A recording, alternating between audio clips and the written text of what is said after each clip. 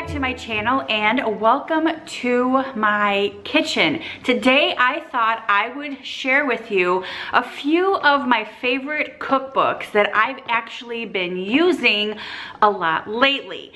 And when I mean using, I mean pulling some of these recipes out of these books and just trying them at home. Everybody kind of being home, it's kind of like nice to pull out a recipe book that you haven't used in a while and pull out a recipe that's new and try it. So that's what I have actually been trying to do. If you guys watched a video a couple of weeks ago, I tried a new pork chop recipe.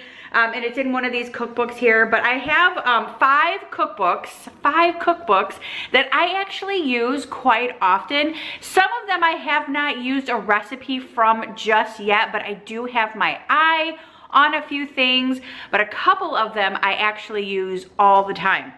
Now, there is one recipe book that I have had for about 27 years. I got this cookbook as a wedding gift. What did it be, even 27 years, almost 28 years maybe, from my first mother-in-law back in the day, back in 1992 when I got married for the first time.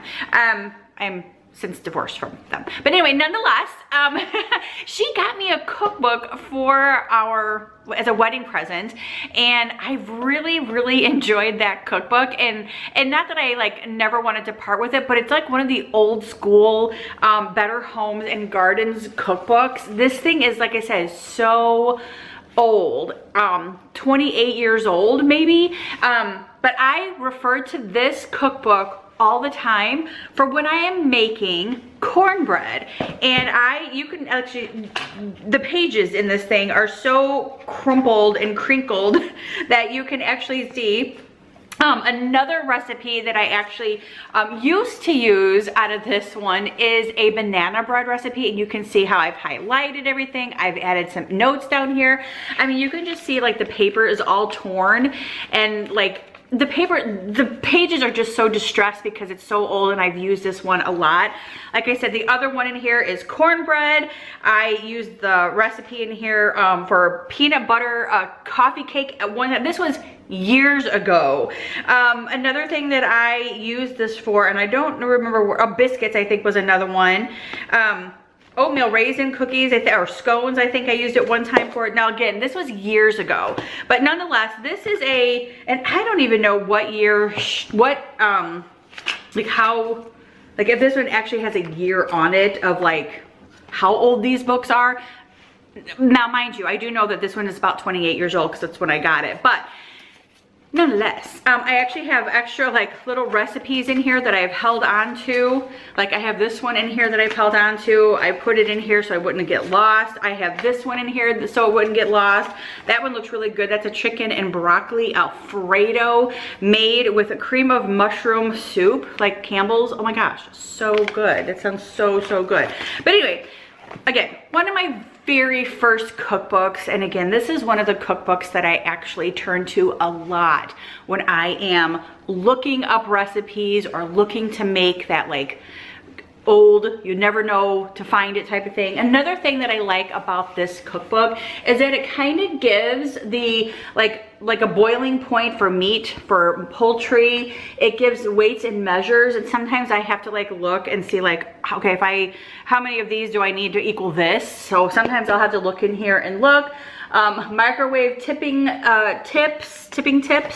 But yeah, just I mean, look at her like dressed so so old school. But anyway, nonetheless, it's so fun though to kind of like flip through this. But this has definitely been one of those cookbooks that I've carried with me throughout the years, and one that I will cherish because it did come from my boys' grandmother on their father's side. So I think she wrote me like a little note inside of here years ago too, and I've already ripped that little sucker out, but nonetheless, I still remember where I got this and who I got it from. And she was actually a really, really good cook too, and I shouldn't say was, because she's still alive, but she is a really, really good cook. I really enjoyed her, her food. It was definitely a different variety that she offered for her family and for me when I was around, that my mom didn't offer. You know, my mom had her own type of stuff, and the boys' grandmother had their own type of thing. But anyway,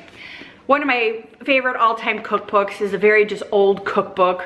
It's been around forever, and I still think you can get these, you know, in the store, but or like at Walmart or Barnes and Noble or something, but they probably don't look like this. I mean, look, the pages are so yellowed, it's so old, but it's just actually a fun, like, cookbook to have. Alrighty, so another cookbook that I recently got, and I don't know how recent I got. You know what? Usually I write down the dates inside of these when I get a new cookbook, because I always like to keep the dates to see like when. But I think I may have just, this one may be just fairly recent, maybe a year. I don't remember. But anyway, this is the Crock Pot Original Slow Cooker Recipe Collection. It's got more than 350 crock pot slow cooker recipes from the leader in slow cooking. And amazing, so many great recipes in here. One of which was the one that I tried a couple of weeks ago. This was the lemon pork chops. I tried this recipe and it was good. I probably wouldn't make it again because Brian didn't really care for it, but it had good flavor. But if I was gonna make a pork chop, I would probably prefer to make the pork chop fried pork chop, you know what I mean? Or something a little more, I don't know how to describe it, more like hearty, more meaty. This was more like savory.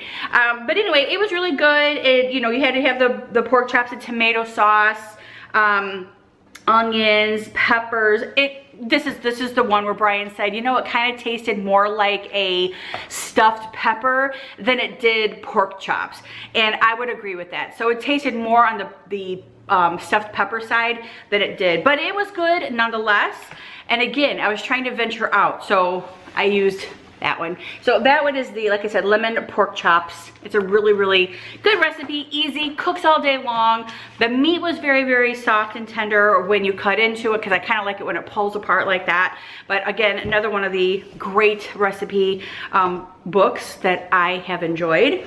Alrighty, another recent, now this one is very recent. This one actually, I ordered it because I ordered a new Dutch oven. You guys saw my new Dutch oven. I cooked a soup in it the other day. I love my Dutch oven. And because I got the Dutch oven, I thought, well, I'm gonna try to cook in your Dutch oven recipe book. Now, I have flipped through this book. I have folded some pages in, as you can see, some pages have been folded in, and little marks or reminders of, I want to make that, I want to try that. So I do have quite a few of them. This is a classic beef stew that I actually have saved because I would really like to try that. Now this time of year, it is so cold outside. Something like filling and something hearty that you want to have like stick to the inside of your body to keep you warm. Something that's like makes you feel cozy inside. So I just kind of thought maybe classic beef stew would be great to try. So if I don't try that this year, it'll definitely be something that I try next fall. There was another recipe in here that I really wanted to try. Let's see.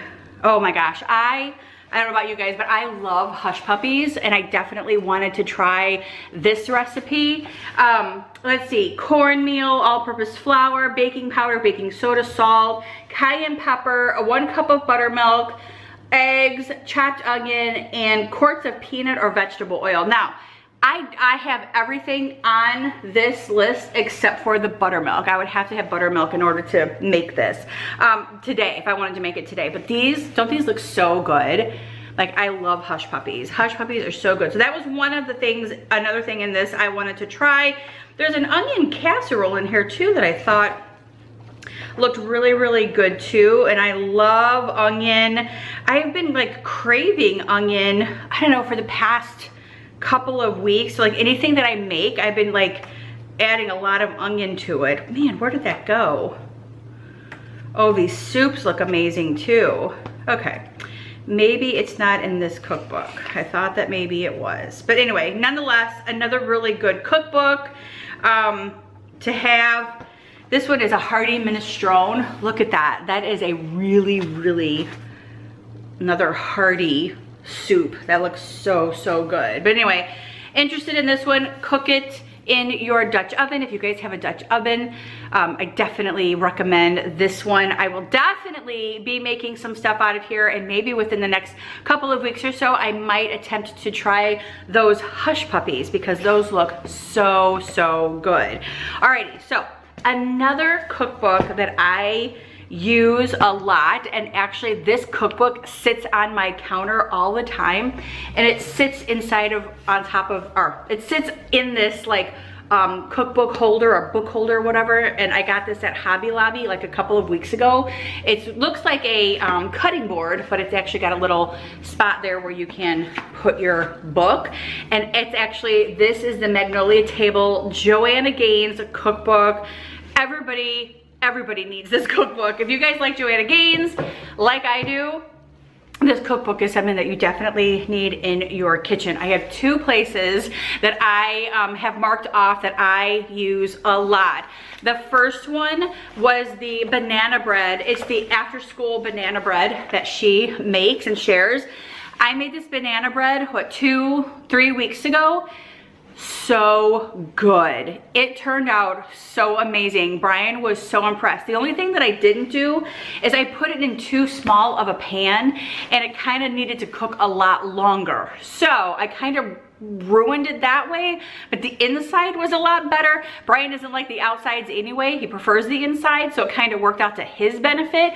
But next time I will definitely make sure that I put it in the right pan. But other than that, it tasted delicious, and I do believe I have made this before. That like 2 weeks ago wasn't the first time I have made that, but anyway, that again, another great recipe from this cookbook. And then the cookies, chocolate chip cookies that I make all the time are also in this cookbook. And I feel so bad because those are like the only 2 recipes that I've ever tried in this cookbook. And there's so many other delicious recipes in here to try. So I'm gonna be venturing out. I'm gonna be trying a lot more recipes in all of these recipe books. But this is by far, hands down, my favorite, Brian's favorite, our favorite chocolate chip recipe ever. And I think it's because it adds a little bit of sea salt to the recipe, and it just kind of gives the chocolate chip cookies that little extra flavor that you're kind of missing from the Nestle Toll House cookies. This is an awesome recipe. Awesome. And you don't have to use as much butter either in this one than you do in the Nestle Toll House ones, because I think Nestle Toll House you have to have 2 sticks of butter. This one you only need 1 stick, and it's unsalted because you have to add that sea salt in there. So kind of, oh my gosh, it's so good. These are delicious. Highly recommend. If you guys do not have this cookbook, highly recommend getting it because it's really great recipe book. All right, lastly, let me put this back over here. So, lastly, you guys know, like back in November, I made a charcuterie board, and I'm probably butchering that word. I'm sure that I am. I can't get to say the word right. Charcuterie board. Anyway, nonetheless, I made a beautiful charcuterie board for the very first time in November for Thanksgiving to take to my aunt's house. I loved making it. I enjoyed making it. I made another one for me and Brian for Super Bowl Sunday. It had vegetables on it. On one of them, I had carrots and cauliflower and broccoli and dips, and then the other one I had crackers and cheeses and meats. And I love putting together charcuterie boards. So I went on Amazon and I was looking up charcuterie board recipe books, cookbooks, how to, whatever, because I always want to like make sure that that charcuterie board is like, you know, primo, the prettiest, the best, everything. And I mean, who wouldn't? So, beautiful boards, 50 amazing snack boards for any occasion. This is by Megan Brown, the Baker Mama. Ladies and gentlemen, this is just such an awesome book to scroll through. Like, just the pictures itself make me so happy. I am gonna be turning 48 in a couple of weeks, March 9th. And I am having my family over for a birthday celebration on March 14th, which is right after Brian and I get back from our Disney trip. So I thought, well, what I'm gonna do is I'm going to do a taco bar. So that's what, in my head, I was like, I'm gonna do a taco bar. Well, before I actually said I'm gonna do a taco bar, I had ordered this book. It came in yesterday. I sent out my little invite the other day to my family. Little did I know that when I opened up this book, it was going to have a build your own taco bar board. What?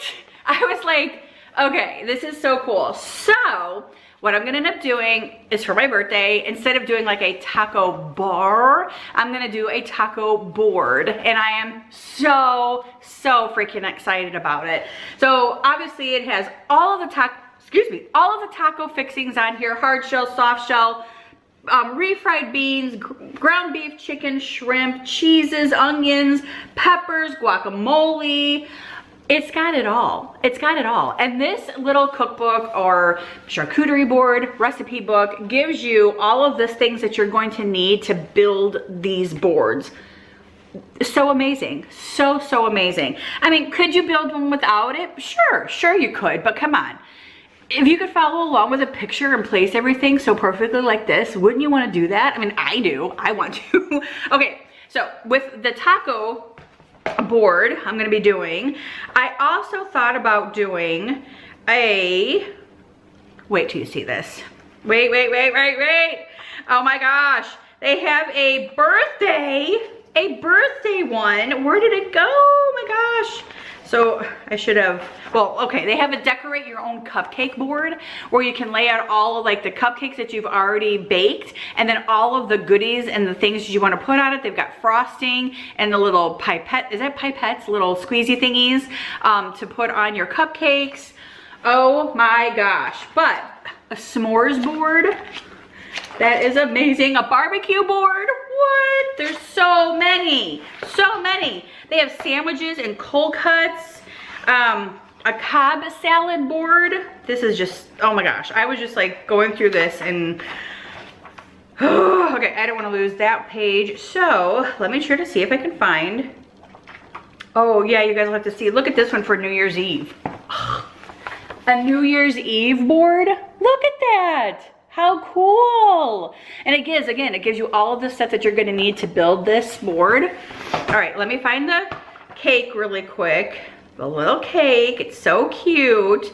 I was like, oh, where did it go? Where did it go? So, all right, birthday cake, movie night, game day, football, engagement, oh, princess, oh my gosh, there it was. Birthday dessert, oh my gosh, birthday dessert board. Look at this birthday dessert page. It's got chocolate covered pretzels. It's got chocolate, like you dip these little things in something and put little sprinkles and stuff on them. There's a cake in the middle that says happy birthday. There's chocolate covered strawberries. There's cupcakes. There's cookies. There's Rice Krispie treats. I mean, you name it. It's got it all there. And all of the stuff that you need is right here too as well. What? So I was gonna do a birthday cake. So I'm still thinking I'm gonna do the birthday cake from, you know, the one that I wanna get.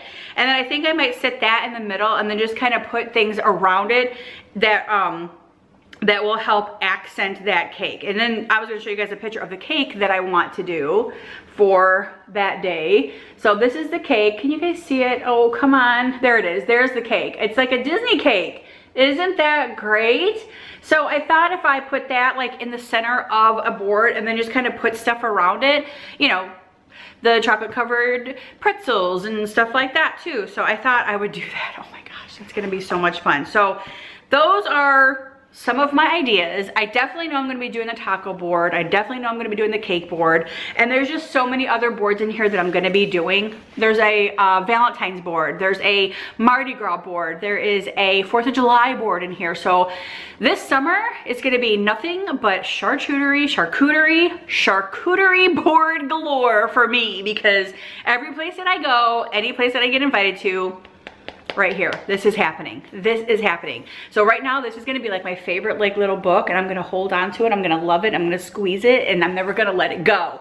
So, but the other day, remember when I said I write stuff in them? So here it is. I wrote my name in there, and I wrote the date that I got it, which is 2/21. So I have it. But anyway, that's it. So that is it for my cookbooks and some of my favorite recipes that I've been using from these cookbooks. I have a whole cabinet full of other cookbooks that I do know that I have used, but these ones are the ones that I have been using the most of currently. And I just thought I would share these with you guys, and I hope that you guys enjoyed it. If you guys have any favorite books, recipe books, cookbooks, recipes that you want to share, please share them with me and leave them in the comments below. And maybe I'll get to using one of your recipes sometime soon. But for the most part, thank you guys so much. I hope that you guys enjoyed this video. If you did, huge thumbs up. Don't forget to subscribe, and I'll see you guys next time in my kitchen. Bye.